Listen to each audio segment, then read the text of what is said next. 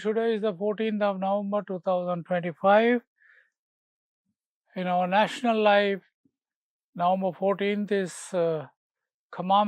celebrated as the Children's Day, remembering our first Prime Minister Pandit Jawaharlal Nehru, who loved children and who always said, "You are the future citizens of this country. Children are the future citizens of this country." Children's Day. And I wish all children today a happy day, Children's Day, remembering Pandit Jawaharlal Nehru, who loved children.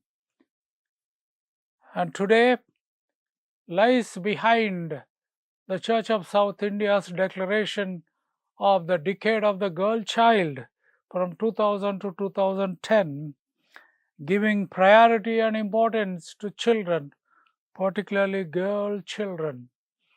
Even the present dispensation in New Delhi also have introduced Beti Padhao, Beti Bachao program. Teach, educate girls and also save and redeem girls is the slogan of that program. So today is an important day, and the Sunday closest to this day is commemorated and celebrated in the Church of South India, also in other churches in communion with Church of South India, as Children's Sunday, a Sunday to think about children and their needs, not only physical but also mental, psychological, social and spiritual. Quite often we read about the exploitation of children in our country, how children are subjected to labor, how children are put to work instead of going to school. There are so many reasons and causes for child labor, for so many reasons and causes for children not going to school. Basically, the underlying factor is poverty. Poverty that makes children not to go to school and to go to work. And according to statistics world over, unfortunately, India excels the number of children in child labor more than anywhere else. How children are exploited in the factories that make crackers, fireworks, in the factories of chemicals, and in other factories. Seldom we talk about this, but today being the Children's Day, let's become aware of every child in our midst, in our locality, in our street, in our community, and look at them. Life is a gift given to them by God, and it is we, the elders, the parents, the brothers, the sisters, and above all the church and society should care, nurture them, educate them, and empower them. Blessed Children's Day to all our children in our country. Sometimes I'm appalled to see how children suffer in the continent of Africa, how children suffer during wars. We see every day on the TV children running, crying in places like Gaza, Ukraine, and elsewhere. Lord, have mercy on them, and may people with conscience rescue them. So let this day, the Day of Children, remind us the responsibility of society towards children.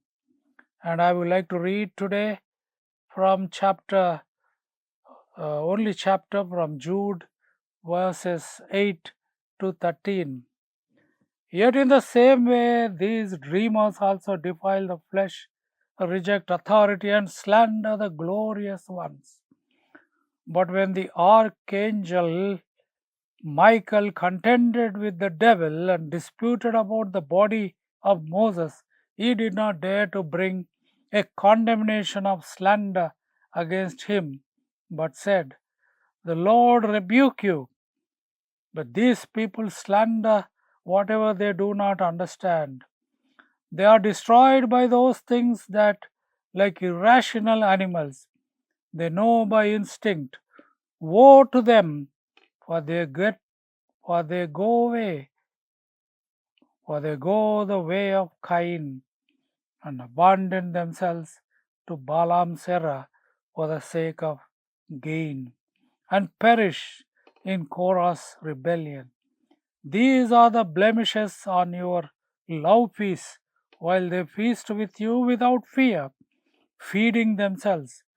They are waterless clouds carrying along by the winds, autumn trees without fruit, twice dead, uprooted, wild waves of the sea, casting up the foam of their own shame, wandering stars for whom the deepest darkness has been reserved forever.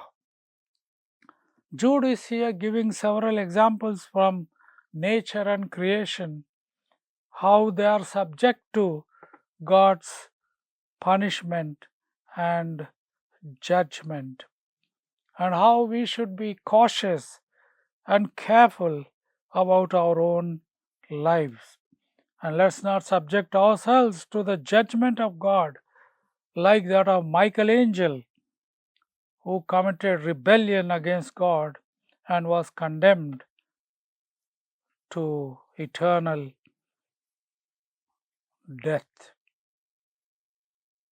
What a caution and what a warning Jude is giving, including mentioning about Cain and Balaam's error and Korah's rebellion. All this we find in the Bible. Genesis chapter 4, Numbers chapter 22, and Numbers chapter 16 are some of the references we have here to the people who disobeyed God and were punished. And from nature, he gives them the examples of waterless clouds carried by winds, autumn trees without fruit. Right now, autumn is setting in America and in Europe. The trees and the leaves get dried up and fall and look like dead. Autumn trees without fruit, twice dead, uprooted, wild waves of the sea, casting up the foam of their own shame, wandering stars for whom the deepest darkness has been reserved forever. Some of the aspects of the fruitless nature is shown to us. God blessed creation and God blessed human beings, and He blessed them, saying, "Be fruitful and be blessed." But when we become fruitless, we are like autumn trees without fruits. We are like wild waves casting up foam of their own shame, like wandering stars for whom the deepest darkness has been reserved forever. Be fruitful. Jesus said to his own disciples in chapter 16 of St. John's Gospel, "You have not chosen me, but I have chosen you and called you so that you may go out and bear fruit, and that your fruit should remain as a witness to the gospel of Jesus Christ." You have been called to bear fruit, and let your fruit remain so that God may be glorified. To God be the glory, now and forever. Amen.